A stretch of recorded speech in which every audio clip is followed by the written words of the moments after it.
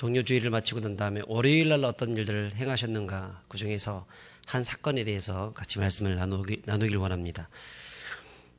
예수님은 공생의 3년 동안 천국 복음을 전파하시고 수많은 기적으로 많은 고통받는 백성들을 고쳐주셨습니다. 하지만 그 중에서 유일하게 저주를 퍼부었던 그런 사건이 있었는데요. 그것은 바로 무화과 나무에다가 저주를 퍼부었던 사건이었습니다. 그래서 그것 때문에 이 무화과 나무가 말라 죽게 되었는데, 도대체 어떤 일이 있었길래 이런 일들이 있었을까? 오늘 새벽에는 그것을 좀 살펴보려고 합니다. 예수님은 종료주일을 예루살렘에 보내시고 그 다음에 다시 베다니로 돌아가셔서 거기에 하룻밤을 묵으시고 다시 이른 아침에 제자들과 함께 그 베다니에서 나오십니다. 늘 하시던 것처럼 예수님은 항상 밤이 되시면 한적한 곳에 가셔서 기도하시고 그렇게 나오시길 좋아하셨는데, 어쩌면 예수님께서 곧 십자가에 지시기 직전이었기 때문에 아마도 또 기도하는 시간들을 가졌을 거라고 봅니다. 자, 그리고 아침이 되었을 때 이제 굉장히 시장기가 느껴졌을 것입니다. 참, 그 다음날 아침에 예수님은 아침에 그 신선한 공기를 맡으면서 나오는데 참 배가 고파졌을 것이고, 또 이 이스라엘 사람들은 지나가다가 보면 굉장히 이스라엘에는 무화과 나무가 굉장히 많습니다. 그래서 무화과 나무를 볼 때마다 습관적으로 보는 것이 혹시나 거기에 열매가 있는가 없는가 그것을 살펴보기를 좋아한다는 것입니다. 그래서 예수님께서는 그 무화과 나무를 보면서 혹시나 모든 이스라엘 사람들이 똑같이 하는 것처럼 거기에 가서 확인을 보게 되었습니다. 근데 13절에는 보니까 그때가 무화과의 때가 아니었다라고 성경은 기록하고 있습니다. 그럼에도 불구하고 예수님은 무화과 나무 앞에 가서 습관적으로 열매가 있는지 없는지 살펴보고, 또 열매가 없자 그 열매를 향해서 저주를 퍼붓고 있습니다. 참 이해가 되지 않는 일입니다. 어떻게 나무한테 이렇게 저주를 퍼부을까? 우리가 또 지나가다 보면 개한테 막 저주를 퍼붓고 막 그렇게 하잖아요. 자기가 어디에서 좀 스트레스 받고, 또 집에서 남편한테 스트레스 받고 애들한테 스트레스 받으면 오다가 지나가는 강아지 발로 차고, 걔가 무슨 잘못을 저질렀길래 발로 차고 그렇습니까? 근데 마치 그 예수님이 뭐 그런 것처럼 무슨 스트레스를 받았길래 무화과나무, 아무런 죄도 없는 무화과나무에게 저렇게 저주를 퍼붓을까 하는 생각들을 들면서 참 예수님이 좀 이상한 것이 아닌가 하는 생각이 들곤 합니다. 근데 이것은 좀 우리의 어떤 상식적으로는 이해가 안 되는 행동이지만 이스라엘의 이 식물학적인 그런 배경들을 통해서 보게 되면 매우 있을 수 있는 일입니다. 이스라엘은 우리와는 달리 태양력으로 1월에서 2월경에 무화과 열매, 아주 작은 무화과 열매 하나가 열리게 됩니다. 그리고 이것이 한 3월에서 4월경에 완전하게 익게 되는데, 이 무화과 열매를 파게라고 하는 단어를 가진, 이름을 가진 무화과 나무 열매입니다. 근데 이것은 너무나 볼품없는 것이기 때문에 일반적으로 따먹지 않습니다. 상품 가치가 전혀 없는 것입니다. 이 열매를 누가 따먹느냐? 가난한 사람들, 또 지나가다가 좀 배가 고픈 사람들, 혹은 나그네 된 사람들, 그런 사람들이 지나가다가 그것을 따먹는 열매인데, 중요한 것은 이것을 먼저 따줘야 된다는 겁니다. 이것을 먼저 따줘야 그 다음에 다시 거기에 테헤나라고 하는 그런 열매가 맺혀지게 되는데, 이 열매가 진짜 상품 가치가 있는 열매입니다. 그리고 이제 1년 360일 그 이후에 한 이제 5월부터 해가지고 쭉 4, 5월부터 해서 이제 다시 열매가 나고 또 자라고 하는데, 우리나라처럼 그 무화과 나무 열매가 한 번만 딱 나가지고 끝나는 것이 아니라 여러 번 열립니다. 그래서 그 나라가 굉장히 좋은 나라인 것 같아요. 여러 번 열려요. 그러니까 맨 처음 파계라는 열매가 먼저 열리고 이것을 따줄 때 그 다음에 뭐가 열리냐면 테헤나라고 하는 상품성이 있는 열매가 열린다는 겁니다.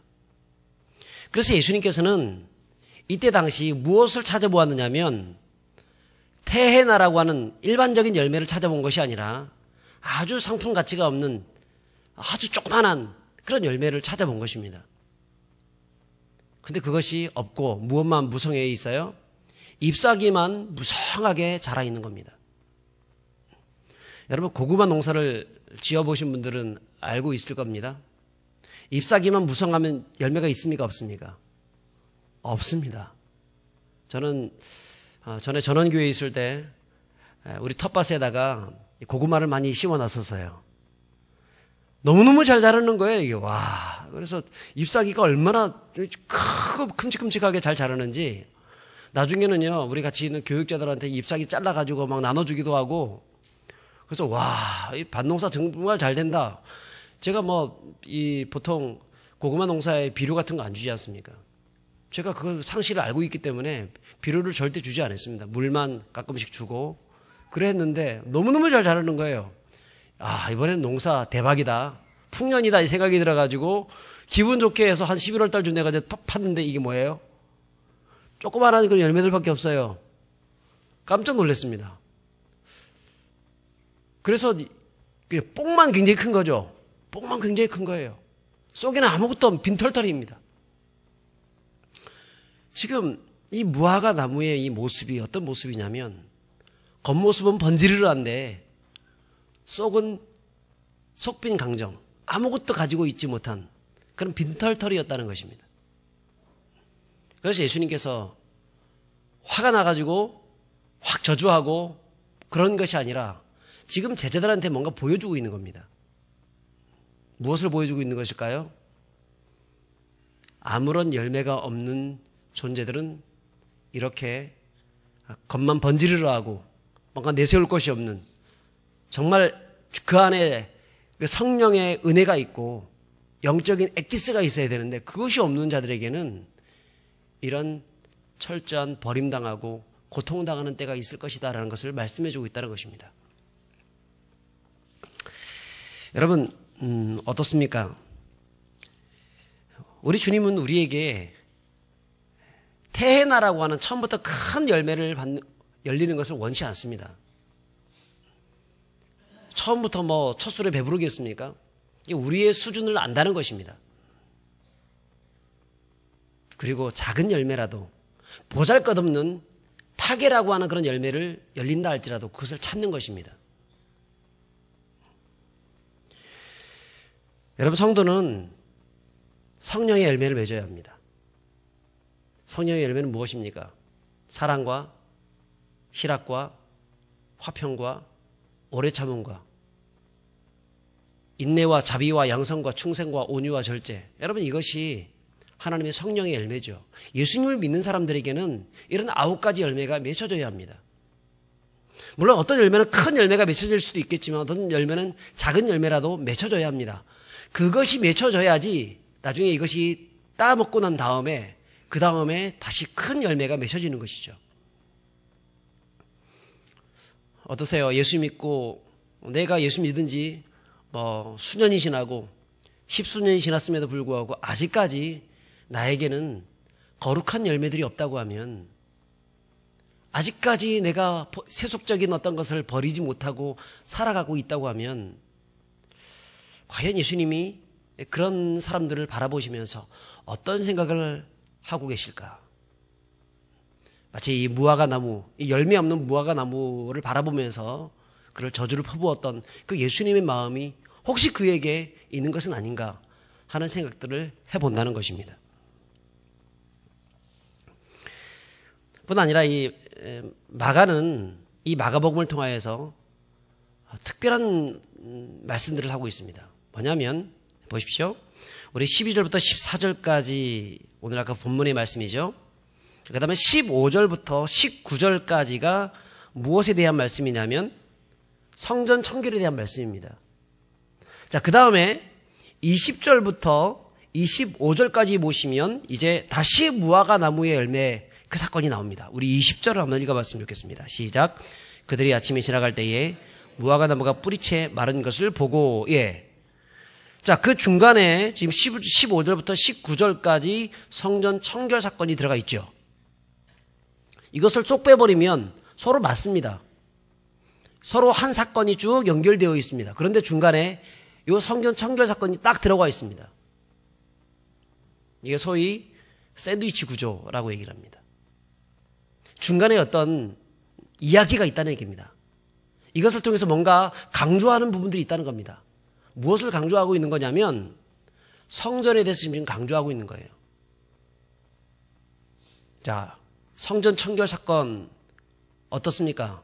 저들은 성전에다가 여러 가지 매매하는 자들이 찾아와서 거기서 계속 팔고 매매하고 있습니다. 그래서 예수님께서 그 성전에 들어가서 채찍을 가지고 거기서 막 치시고 또 상을 뒤엎으시면서 내 집은 만민이 기도하는 집인데 너희가 강도의 소굴로 만드는도다.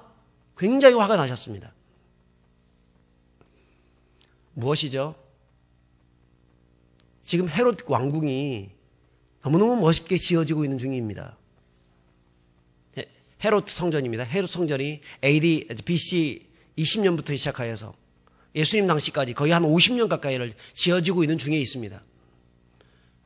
이스라엘 백성들은 그 성전을 바라보면서 너무나 아름다운 성전이라고 막 혀를 내두를 정도입니다. 굉장히 자부심이 있습니다. 그런데 그곳에서 지금 무엇하고 있냐면 엉뚱한 것을 하고 있습니다. 만민이 기도하는 곳, 하나님의 거룩한 열매를 맺혀야 할 그곳에서 저들은 세속적인 어떤 것들을 하며 하나님의 영광을 가리고 있다는 겁니다. 여러분, 이것을 통해서 지금 마가가 얘기하고 있는 것이 뭐냐면 아무런 열매가 없는 성전에 대해서 얘기하고 있습니다. 겉만 번지르르 하고 뭔가 화려한 것처럼 보이지만 쏙 빈 강정 성전. 여러분, 이것은 교회를 향해서 말씀하는 것입니다.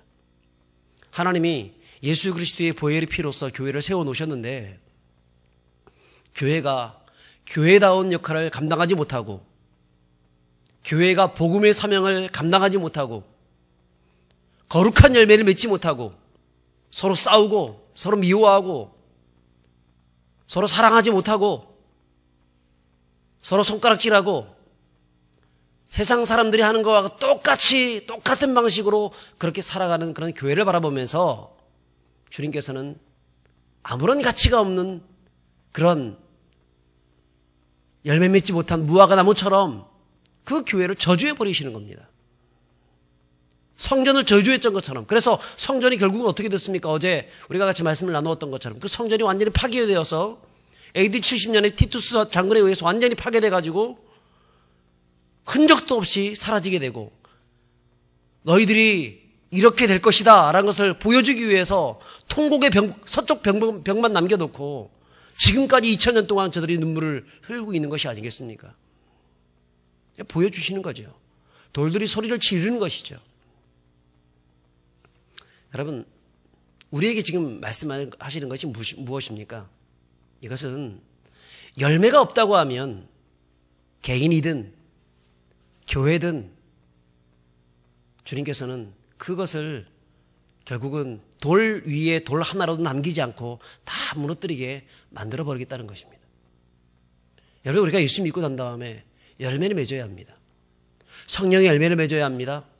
기도의 열매를 맺어야 합니다. 전도의 열매를 맺어야 합니다. 여러분, 예수 믿고 난 다음에 지금까지 살아오시면서 몇 명 전도해 보셨습니까? 나 때문에 예수 믿은 사람 몇 명 되셨습니까? 주님 앞에 갔을 때 얼마나 부끄럽습니까?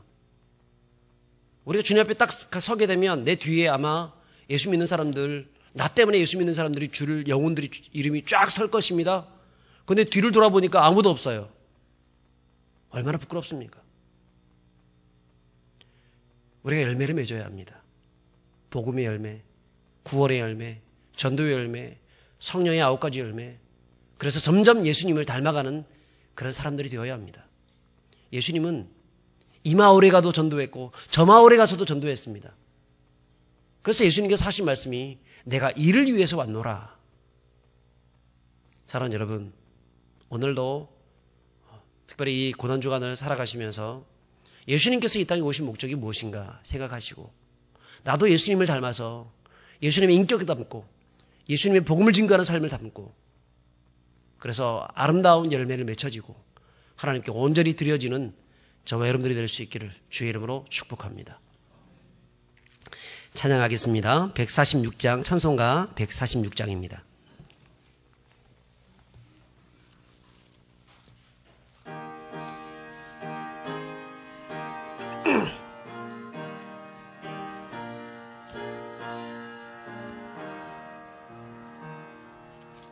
저 멀리 푸른 언덕에 그 십자가 위에 주 예수 나를 위하여 못 박히셨도다. 그 귀한 주의 사랑이 날 구원하시니 그 사랑 나도 본받아 주